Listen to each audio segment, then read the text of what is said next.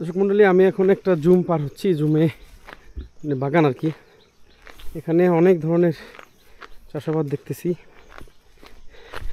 আম, এরপরে পেয়ারা, কলা, লাউ, চিচিঙ্গা, এরপরে ধান।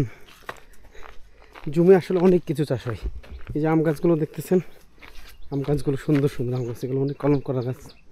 আর এর আগে একটু বের হইলাম, সব ধরনের গাছ আছে ওই জমে, পুরাই অসম্ভব সুন্দর। কিন্তু আমার তো 12টা বেজে গেছে। আল্লাহু আকবার, সাল্লাল্লাহু আলাইহি ওয়াসাল্লাম, আল্লাহুম্মা সাল্লি আলাইহি।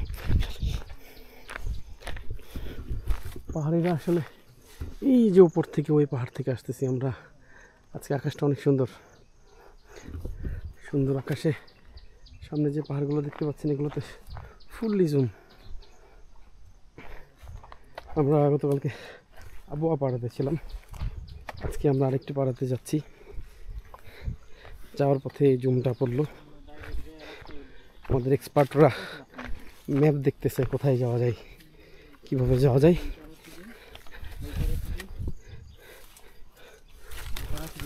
ওই পাড়া থেকে সেই পাড়া, এই পাড়ার নাম কি?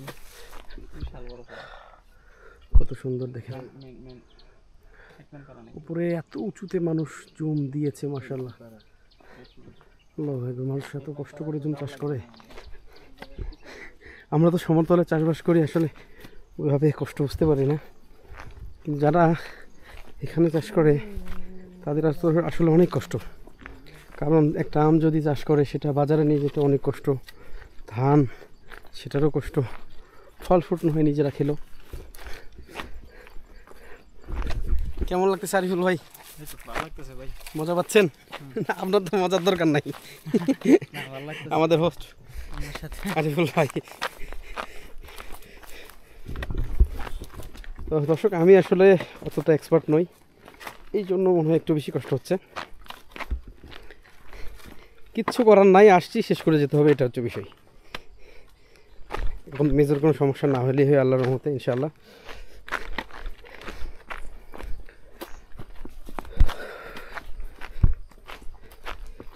Stay tune travel with Ashraful.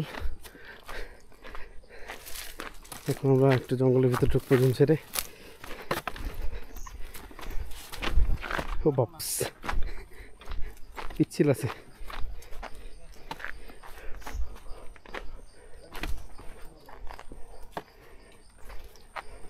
আমাদের সাথে আছেন আমাদের ডাক্তার ভাই রাফি ভাই। ভাই ভাই প্লিজ, ইন্দালিল্লাহ। খুব খুব পিচ্ছিল ভাই, খুব পিচ্ছিল। ভাইয়ের পড়ার দিকে তো আমার কলিজা শুকিয়ে গেছে। কেমন করে যেন রাফি ভাই দাঁড়ায় গেল, কেমন করে যেন আপনি দাঁড়ায় গেলেন ঠাস করে। অবাক করা বিষয় কিন্তু।